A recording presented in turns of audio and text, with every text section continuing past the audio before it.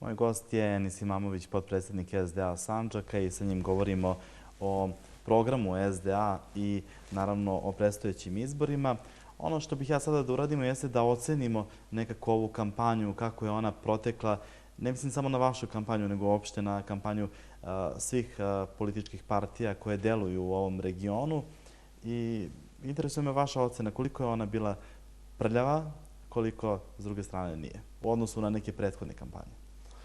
Pa ono što je novo u odnosu na prethodne kampanje jeste da je ova bila znatno kraća. Dakle, imali smo 45 dana za kampanju. Ja zbog prirode posla kojim se bavim, nažalost moram da pratim sve šta govore naši politički protivnici i pratim šta izveštava vaša televizija. Ono što bih također hteo da podvučem jeste jedna kritika koju bih imao na račun vaše televizije, a to je zastupljenost ostalih političkih partija, onih koji nisu na vlasti u Novom Pazaru, što je nažalost katastrofa i što nažalost ne doprinosi uopšte razvoju slobode govora, razvoju političke misli i ne doprinosi građanima Novog Pazara koji u ostalom i plaćaju rad vaše regionalne televizije.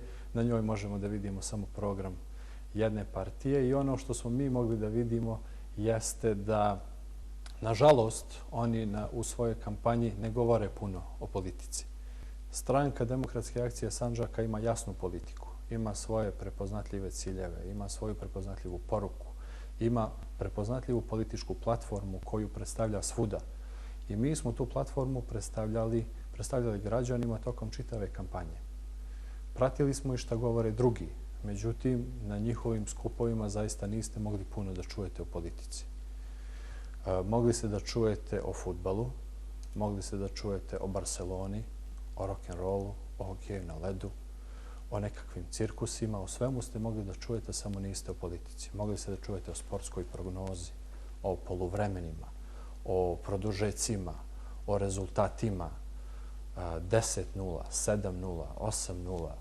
Dakle, o svemu ste mogli da čujete, samo niste mogli da čujete o politici. Meni je zbog toga žao, jer smo mi očekivali da ćemo s druge strane imati ozbiljne političke protivnike, da ćemo imati ozbiljan politički program.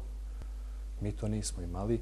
Ja, nažalost, moram da uputim jednu veliku kritiku političkim protivnicima da na sljedeće kampanje zaista ne omalovažavaju narod, zato što se ovo su izbori, nisu kvalifikacije za neki sportski turnir, za neki fudbalski turnir, već su ovo izbori, u pitanju su živote ljudi, u pitanju su budućnost mladih ljudi, budućnost dece i ako govorimo da je Novi Pazar grad mladih, moramo tako i da se ponašamo. Nažalost, oni ne nude nikakvu političku platformu koja će ponuditi svjetlu budućnost mladim ljudima i to je jedna od osnovnih kritika koju ja želim da uputim. Također, na što bih želeo da skrenem pažnju, jesu da se ti ljudi koji su u godinama, ozbiljnim godinama i sa ozbiljnim političkim karijerama, na ozbiljnim političkim funkcijama u lokalnoj samoupravi i u državi, služe lažima.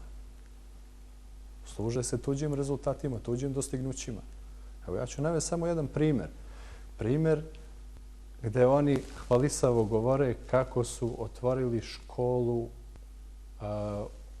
na prostoru gde je nekad bila fabrika obuće Ras.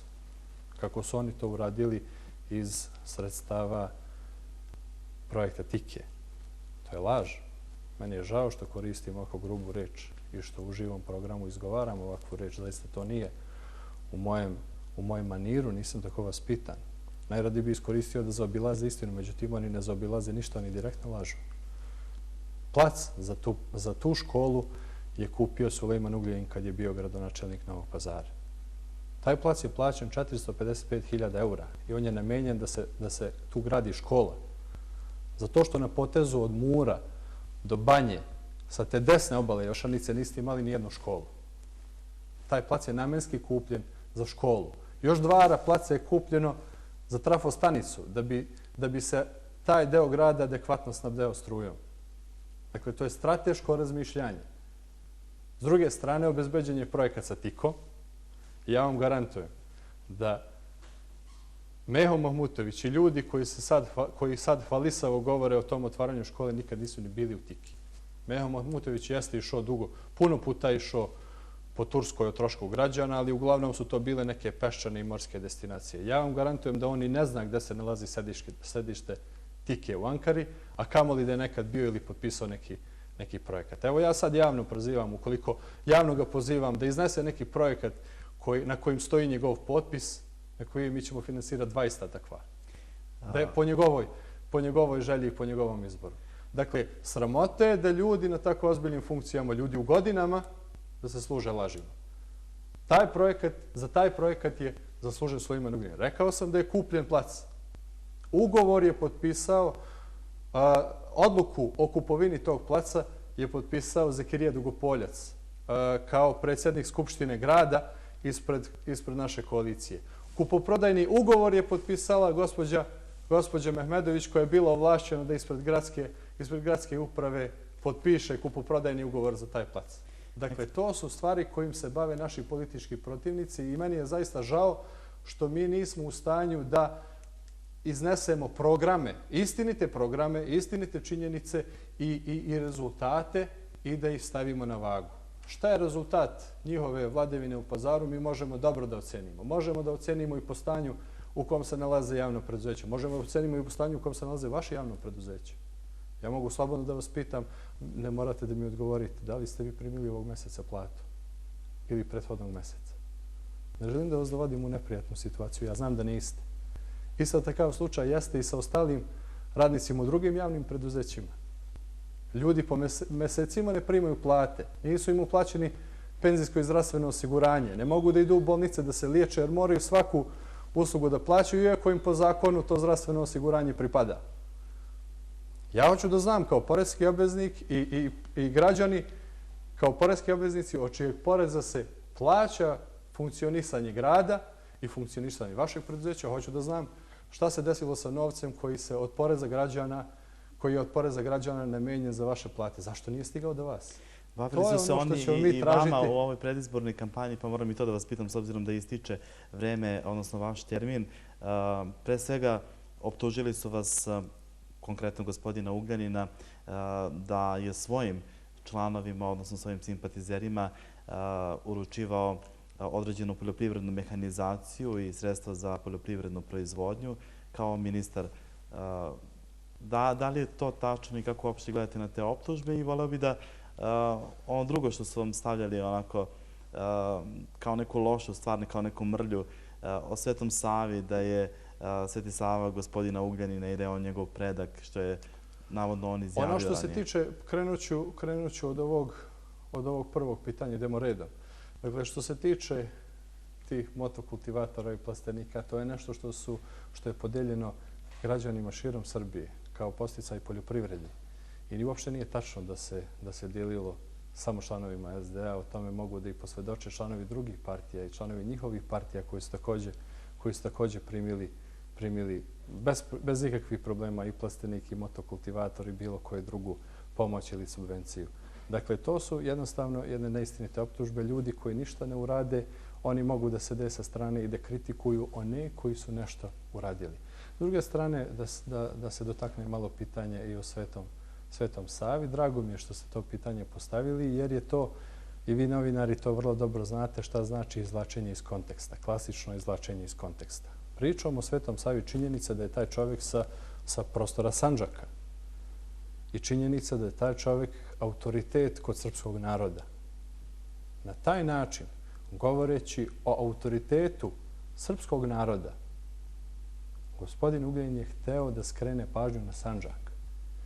Da su Bošnjaci i Sandžak i pored tih velikih kulturoloških razlika koje imamo, očuvali taj njihov autoritet koji se zove Sveti Sava i na taj način pokazuje koliko je ta izražena crta tolerancije kod Bošnjaka. A te priče, izvlačenje iz konteksta i izjave, to je klasična zloupotreba medijskog prostora i zaista ne bi se bavio time, jer ste vidjeli da je namjera gospodina Ugljanina upravo bila da skrene srpskoj javnosti pažnju na Sandžak preko njihovih autoriteta. Hvala puno na ovom razgovoru. Bio je ovo termin za predstavljanje Stranke demokratske akcije Sandžaka i njihove liste koja je pod rednim brojem 10. Moj gost je večeras bio Enis Imamović, potpredsjednik SDA Sandžaka i narodni poslanik u prošlom sazivu Parlamenta Srbije. Hvala još jednom na razgovor. Vama hvala, cenjeni gledalci, na pažnji. Za sretnu sadašnjost i sigurnu budućnost. Zaokruži 10. SDA Sandžaka. Dr. Sulejman Ugljanin. Centralni predizborni miting SDA Sandžaka.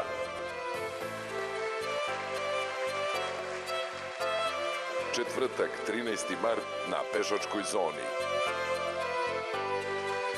SDA Sandžaka. Dr. Sulejman Ugljanin. Zaokruži 10.